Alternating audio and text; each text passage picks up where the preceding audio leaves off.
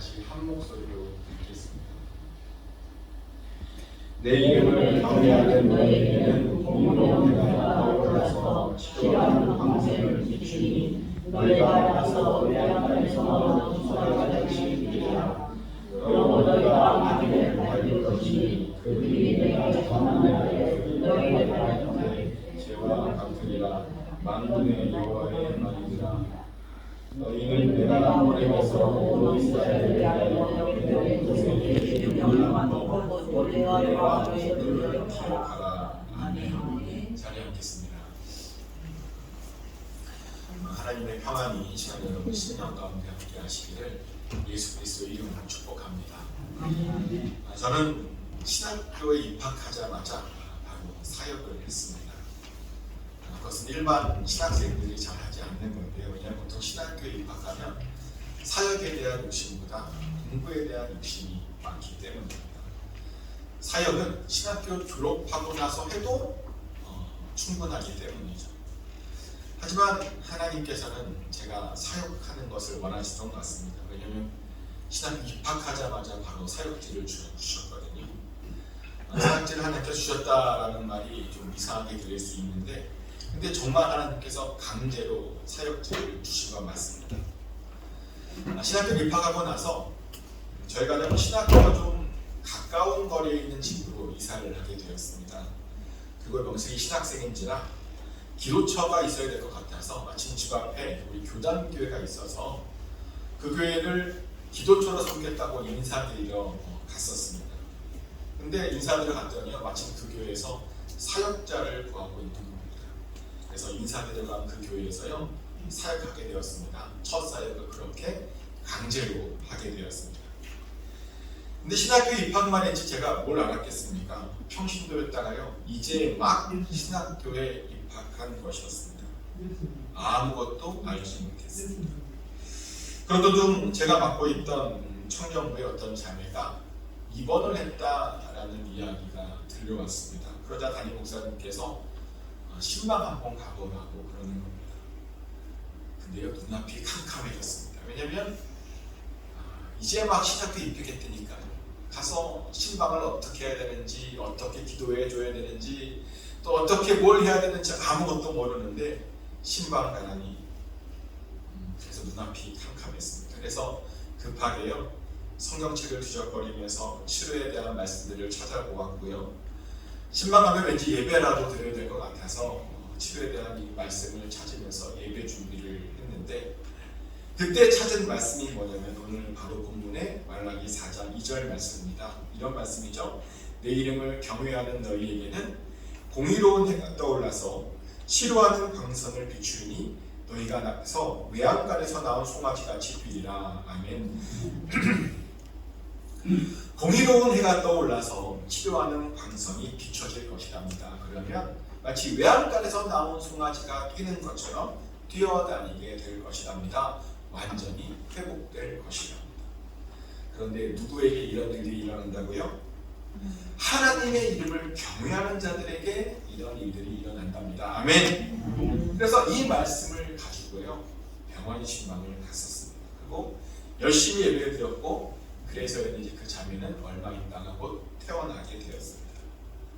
그 이후부터 저는 아픈 분들에게 이 말씀을 가지고 선포하고 기도하고 있습니다. 그 아프신 분에게 그 아프신 분이 하나님의 이름을 경외하기를. 그래서 그분에게도 공의로운 해가 떠올라서 하나님의 치료의 광선이 비춰지기를. 그분도 외양간에서 나온 송아지처럼 뛰어다닐 수 있기를 위해서 그렇게 축복하며 기도하고 있습니다. 그랬더니요 정말 그 말씀대로 치료받고 회복되는 분들이 많았습니다. 이 말씀을 의지하고 선포했더니 정말 하나님께서 치료의 광선을 허락해 주셨다는 것입니다. 근데 그거 아십니까? 하나님의 궁극적인 목표가 뭐냐면요 사실 우리의 회복인 것을 믿으시기 바랍니다. 그것은 요한계시록 내 마지막 장인 22장에서도 확인할 수 있는데요.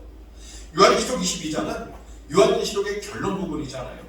앞으로 우리가 들어가게 될 하나님의 나라에 대한 기록이 들어있는 것입니다. 그런데 바로 그것에 이런 말씀이 있습니다. 요한계시록 22장 2절 말씀인데요. 길 가운데로 흐르더라. 강 좌우에 생명나무가 있어 12가지 열매를 맺되 달마다 그 열매를 맺고 그 나무 잎사귀들은 만국을 치료하기 위하여 있더라. 아멘. 우리가 들어가게 될 새 하늘과 새 땅에는 어린 양의 보좌로부터 흘러나오는 어떤 강이 있는데요. 그 강 좌우에는 생명나무가 있답니다. 그리고 그 나무들은 12가지의 열매를 맺는답니다. 그것도 매달 다른 열매들을 각각 맺는답니다. 근데 여기서 중요한 건 뭐냐면요. 그 나무의 잎사귀입니다.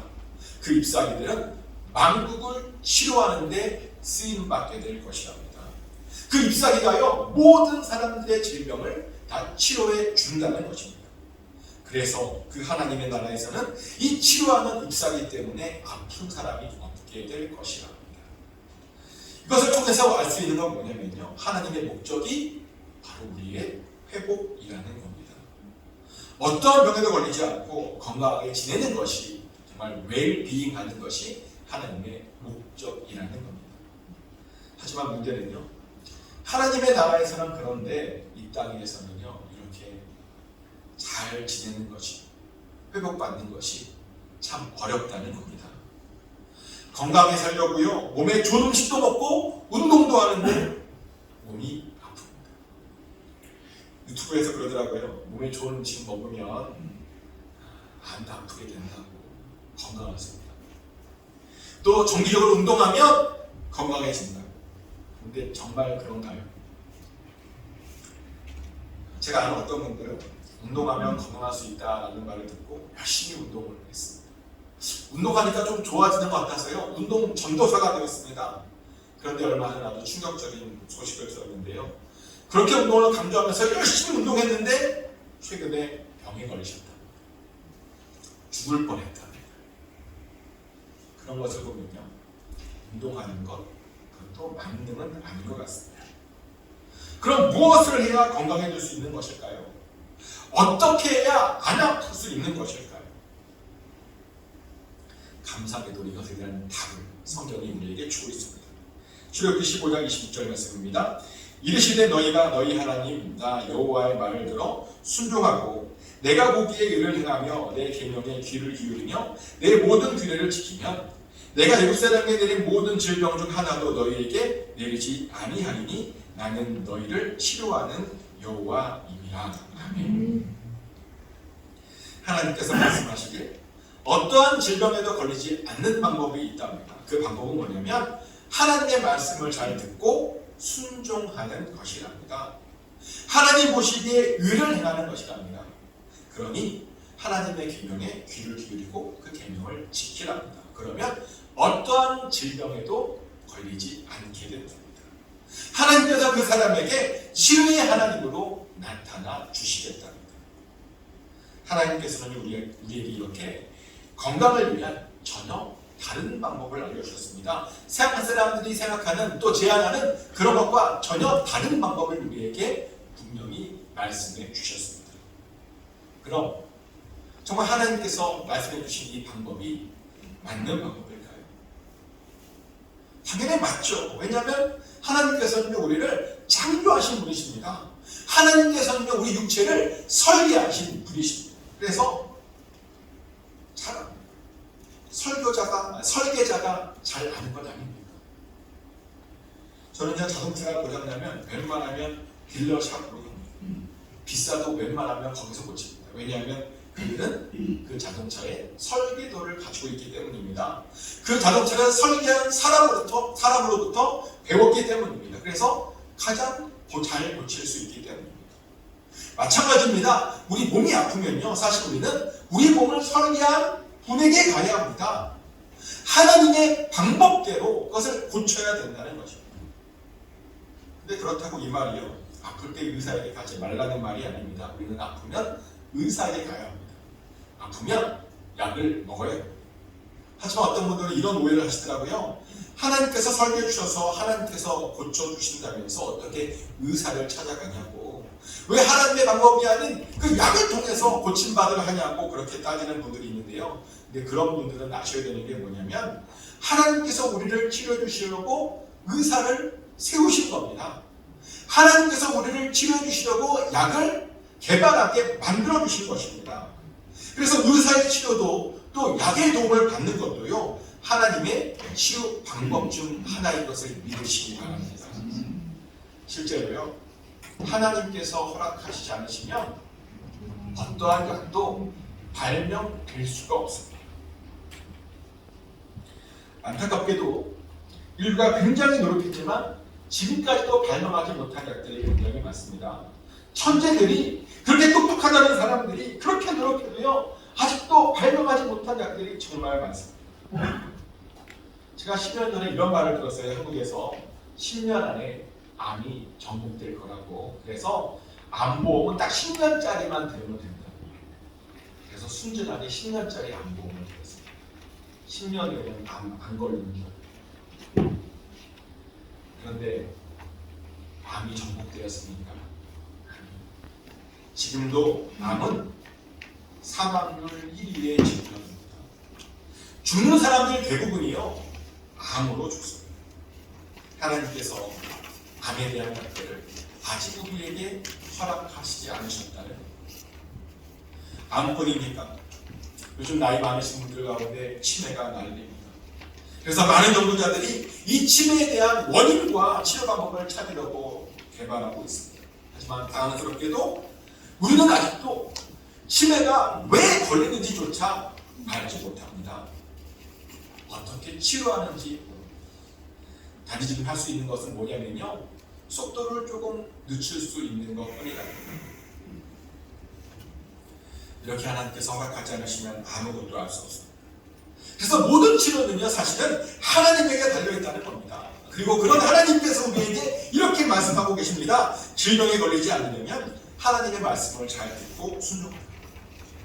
질병에 걸리지 않으려면 하나님 보시기에 의를 행하라. 그럼 정말 하나님 말씀을 잘 듣고 순종하면 질병에 안 걸리는 것일까요? 하나님 보시기에 의를 행하며 정말 질병에 안 걸리는 것일까요? 네, 당연히 하나님의 말씀을 잘 듣고 순종하면요, 질병에 안 걸립니다. 하나님 보시기에 의를 행하면 질병에 안 걸리며 잘 살 수 있습니다. 이렇게 말했더니 어떤 분이 그래요. 아니, 그럼 질병에 걸린 수많은 크리스찬들은 목사님들도 질병에 걸려서 죽던데 말이 안 되는 것 아닌가요? 그런데요, 우리가 명심해야 될 것이 있습니다. 뭐냐면 크리스찬이라고 모두 다 하나님의 말씀을 잘 듣고 순종하는 것은 아니라는 사실입니다. 우리를 보면 알잖아요. 여러분 크리스찬인데 하나님 말씀 잘 듣고 순종하십니까? 하나님 보시기에 의를 행하며 사십니까? 저도 마찬가지입니다. 우리 모두는 죄인입니다. 예수 그리스도를 믿고 있지만 여전히 우리는 죄를 저지릅니다. 아까 찬양의 가사대로 너무 많이 부족합니다. 하나님께는 의롭다 여김을 받고 있지만 여전히 죄가 우리 안에 있습니다. 그래서 질병 안 걸리고 사는 것 정말 쉽지 않습니다. 그러면 죽어서 하나님 나라에 갈 때까지 계속 이렇게 질병 걸리며 살아야 되는 것인가? 네, 우리는 사실요, 하나님 나라에 들어가게 될 때까지 질병을 가지고 살 수밖에 없습니다. 근데 감사한 건 뭐냐면요, 우리가 질병에 걸리지만 하나님께서요, 그 질병을 치료하는 방법을, 곧 낫게 되는 방법을 또한 가르쳐 주셨다는 것입니다. 어떻게 치료받냐면요, 하나님의 주권을 인정하면 우리는 치료받을 수 있습니다. 우리가 하나님의 주권을 인정하면 하나님께서 우리를 깨끗하게 해주신다는 것입니다. 실제로 그렇게 해서 죽을 병에 살아난 사람이 있죠. 히스기야 이야기입니다. 어느 날 히스기야가 죽을 병에 걸렸습니다. 이사야에 따르면 히스기야는 그 병에서 절대로 낫지 못하고 죽게 될 것이랍니다. 그래서 그 이야기를 듣고요, 히스기야가 이렇게 기도합니다. 이사야 38장 16절부터 19절까지 말씀입니다. 주여, 사람이 사는 것이 이에 있고 내 심령의 생명도 온전히 거기에 있사오니 원하거든 나를 치료하시며 나를 살려 주옵소서. 보옵소서. 내게 큰 고통을 더하신 것은 내게 평안을 주려 하시리라. 주께서 내 영혼을 사랑하사 멸망의 구덩이에서 건지셨고 내 모든 죄를 주의 등 뒤에 던지셨나이다. 수월이 주께 감사하지 못하며 사망이 주를 찬양하지 못하며 구덩이에 들어간 자가 죄의 신실하심을 바라지 못하되 오직 산자 곧 산자는 오늘 내가 하는 것과 같이 주께 감사하며 주의 신실을 아버지가 그의 자녀에게 알게 하리이다. 아멘. 히스기야가 고백하기를 사는 것이 주님께 있답니다. 자신에게 큰 고통을 더하신 것은 오히려 자신에게 평안을 주기 위함이랍니다. 하나님께서 자신을 사랑하는 것을 잘 알고 있답니다. 자신을 멸망의 구덩이에서 건지셨음도 잘 알고 있답니다. 자신의 죄를 등 뒤로 던지셨음도 알고 있답니다. 그래서요 감사합니다. 이사야로부터 죽겠다라고 선포받은 사람이 하나님께 감사하다. 하나님의 주권을 고백하며 그렇게 감사를 고백했습니다. 그러며 끝까지요 가장 좋은 것 주시는 그 하나님을 믿고 고백했습니다. 하나님의 주권과 뜻을 옳음을 고백했다는 겁니다. 그리고 또 계속 이렇게 기도했습니다. 계속 살아서 하나님께 계속 감사하고 싶다고 치료해달라고 살려달라고. 또한 히스기야는 주님 앞에 자신이 주님 앞에 진실과 전심으로 행하며 선한 일들을 행한 것들을 좀 기억해달라고 그렇게 또한 기도했습니다. 그리고 그랬더니 놀랍게도 하나님께서요 바로 응답해 주셨습니다. 그 기도를 듣고 그 즉시 10여 년을 더 살게 해주셨다는 겁니다. 근데 우리도요 그렇게 기도하면 됩니다. 모든 것들이 다 주님의 뜻 안에 있음을 그렇게 고백하며 올려드리면 됩니다. 그런데 이렇게 이야기하면 대부분의 사람들은 또 이렇게 이야기합니다. 자신들도 하나님께 그렇게 주권을 고백한다고, 그런데 안 고쳐주신다고, 그럼에도 불구하고 회복되지가 않는다고. 그런데요 하나님께 주권을 고백하는 사람들은 사실 하나님께서 안 고쳐주셔도 감사할 줄 아는 사람인 것을 믿으시기 바랍니다.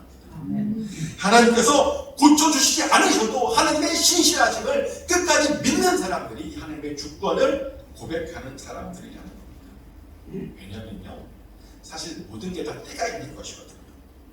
지금 고침받는 것도 좋지만 나중에 고침받는 것도 더 좋다라는 사실을 알고 있기 때문에 실제로 그렇습니다.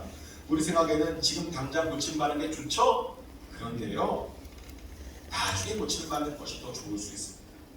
그래서 전도서 기자가 이렇게 고백했던 겁니다. 전도서 3장 3절 말씀입니다. 죽일 때가 있고 치료할 때가 있으며 헐 때가 있고 세울 때가 있으며. 아멘. 모든 것들이 다 때가 있답니다. 죽일 때가 있고요 치료해 주실 때가 있답니다. 저는 이 말씀에 100% 동의합니다. 예전에 이런 글을 읽은 적이 있습니다. 어떤 사람이 말을 타고 가다가 떨어져서 다리를 다쳤답니다. 그런데 그 다리가요 잘 안 낫는 겁니다. 그래서 절망에 빠졌었는데 마침 그 나라에 큰 전쟁이 일어나서요 아프지 않은 젊은이들은 다 전쟁에 끌려갔답니다. 하지만 그 젊은이는 다리가 불편해서 전쟁에 끌려가지 않았답니다. 그 결과 그 다리를 다친 젊은이는 전쟁 중에서 살아남았고 나머지는 죽었답니다. 회복이 늦어졌던 것이 그에게 전파위복이 되는 것입니다. 그래서요 빨리 낫는 것이 좋은 것이 아닙니다. 그것은 38년 된 병자도 마찬가지입니다. 예수님 당시에 베데스다 연못에서 38년 동안 치료받기를 간절히 구했던 사람이 있었습니다. 그런 하나님의 치료하심을 기다리며 38년을 버티며 기다렸습니다. 그런데요 그럼에도 불구하고 치료받지 못했습니다. 그런데요 바로 그것 때문에 예수님을 만났습니다. 바로 그것 때문에 예수님의 치료하심을 증언하는 그 증언자가, 전도자가 될 수 있었던 겁니다. 38년의 기다림이 그렇게 꽃을 피웠던 것이죠. 그래서 우리는 병낫기를 위해서 기도하면서 동시에 그 때를 하나님께 맡겨드려야 됩니다. 가장 좋은 때에 우리의 병을 낫게 해주실 것을 믿어야 됩니다. 그리고 그것이 바로 하나님의 주권을 인정하는 것입니다. 또한 우리는 치료를 받으면서 이런 각오도 해야 합니다. 우리가 치료받을 때 우리 안에 숨겨진 악이 드러날 수 있다 라는 각오를 해야 합니다. 실제로 우리가 치료받으면 우리 안에 그 악이 나옵니다. 이것은 하나님께서 직접 하신 말씀입니다. 하나님께서 이스라엘을 치료하고 싶었습니다. 더 이상 이스라엘을 그렇게 방치하고 싶지 않으셨습니다. 그래서 치료해 주시는데 치료하시면서 이런 말씀을 하시는 겁니다. 호세아 7장 1절 말씀이에요. 내가 이스라엘을 치료하려 할 때에 에브라임의 죄와 사마리아의 악이 드러나도다. 그들은 거짓을 행하며 안으로 들어가 도둑질하고 밖으로 떼지어 노략질하며. 하나님께서 이스라엘을 치료하시겠답니다. 그런데 그러면 에브라임이라고 불리는 남유대의 죄악이 드러날 것이랍니다. 사마리아로 불리는 북이스라엘의 죄악도 드러날 것이랍니다. 그들의 거짓 행위와 도둑질이여 다 밝혀질 것이랍니다. 그런데요, 치료받다 보면 정말 그렇게 됩니다. 지금까지 우리의 잘못들이 다 공개됩니다. 근데 왜 그러느냐? 하나님께서 우리에게요, 회개할 기회를 주시기 위해서입니다. 회개해야 치료받기 때문입니다. 아멘. 예전에 귀신을 쫓아내는 것을 전문적으로 하시던 어떤 목사님의 간증을 들은 적이 있습니다. 그분은 하나님으로부터 귀신 쫓아내는 은사를 받았대요. 그래서 자꾸만 귀신 들린 사람들을 희한하게 자꾸만 만난대요. 근데 그분이 귀신 쫓아낼 때마다 항상 하는 게 뭐냐면요, 먼저 회개 기도부터 합니다. 일단 자신의 죄부터 회개 기도한답니다. 생각나는데 생각나지 않는 죄를 다 회개한답니다. 왜냐하면요, 귀신이 나가면 자신의 죄부터 먼저 고발하기 때문입니다. 자신의 죄를 통해 귀신을 쫓아내는 그 목사님을 괴롭히고 비난한다는 겁니다. 그래서 그런 일 당하지 않으려고 회개부터 한답니다. 그런데 우리가 치료받을 때도요, 이런 비슷한 일이 일어납니다. 자꾸만 귀신들이, 나쁜 것들이 우리 안에 있는 죄들을 막 생각나게 합니다. 자꾸만 나의 연약함들이 보입니다. 그 연약함과 죄 때문에 내가 과연 치료받을 수 있나? 라는 의심이 생깁니다. 또 이런 병에서 고침받은 사람이 있나? 또 하나님을 의심하게 됩니다. 그래서 자신감이 없어지고 믿음이 없어집니다.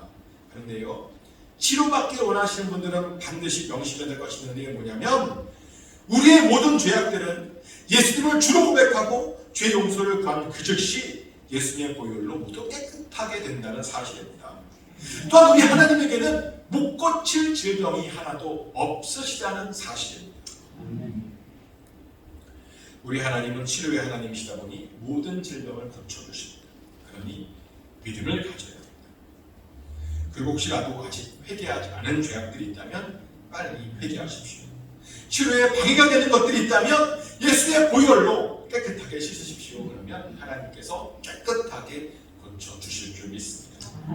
그리고 또요, 고침받았다면 두 번 다시 같은 질병에 걸리지 않도록 우리는 주의해야 합니다. 질병이라는 것이 참 신기하게도 한 번만 걸리면 좋은데 계속 반복해서 걸립니다. 연약한 것들이 단단해질 때까지 계속 그것을 통해서 반복해서 그 질병이 들어옵니다. 그럼 어떻게 해야 그 연약한 것들을 단단하게 만들 수 있는 것일까? 연약한 것을 단단하게 만드는 방법은 하나님의 말씀을 듣고 잘 순종하는 것밖에 없음을 믿으시기 바랍니다. 말씀대로 살면 그 연약한 곳이 단단해진다는 것입니다. 하나님의 말씀은 정말 놀라운 능력이 있습니다. 실제로 말씀을 듣다 보면 우리의 약했던 부분들이 강해집니다. 예를 들어요, 부정적인 생각들이 긍정적인 생각으로 바뀝니다. 그뿐입니까? 태가 안 좋은 사람들은 태가 좋아집니다. 다리가 안 좋은 사람들은 다리가 좋아집니다. 왜 그런 이야기들 많이 들어보지 않았습니까? 예배 드리다가 기적을 경험했다는 이야기 들어보셨죠? 못 들어보셨어요? 아주 흔히 일어나는 일입니다. 근데 당연합니다. 왜냐하면 말씀의 능력이 있는 것이거든요. 말씀을 듣는 것만으로 하나님의 기적이 일어나더라는 겁니다. 하지만 말씀을 멀리하게 되면 이상하게 계속 마음이 부정적으로 바뀝니다. 회의주의에 빠집니다. 불만족하게 됩니다. 갑자기 화가 나고 몸이 아프고 피곤합니다. 가슴은 답답하고 머리는 무겁습니다. 그 이유가요, 말씀을 잘 듣지 않았기 때문입니다. 요즘 몸이 안 좋으십니까? 안 좋을수록 더 말씀을 들어야 됩니다. 그러면 하나님께서요, 반드시 치료해 주십니다. 아멘. 이제 말씀을 정리하겠습니다. 오늘 우리는 어떻게 하면 우리가 회복받을 수 있는지에 대해서 같이 말씀을 나눴습니다. 우리 하나님은 치료의 하나님이십니다. 아멘. 아멘. 모든 질병들을 다 능히 고쳐주실 수 있으신 분이십니다. 그 믿음을 가지고 하나님께 치료받으십시오. 하나님의 주권을 인정하시고 회개할 것이 있다면 이 시간에 회개하십시오. 그럴 때 여러분들에게도 하나님의 치료의 광선이 임하게 될 줄 믿습니다. 정말 축복하는 것은 꼭 하나님 앞에 의인으로 인정받아서 공의의 해가 여러분들에게도 떠올라서 정말 치료의 광선을 통해 다 치료받고 회복받으시기를 예수 그리스도 이름으로 축복합니다.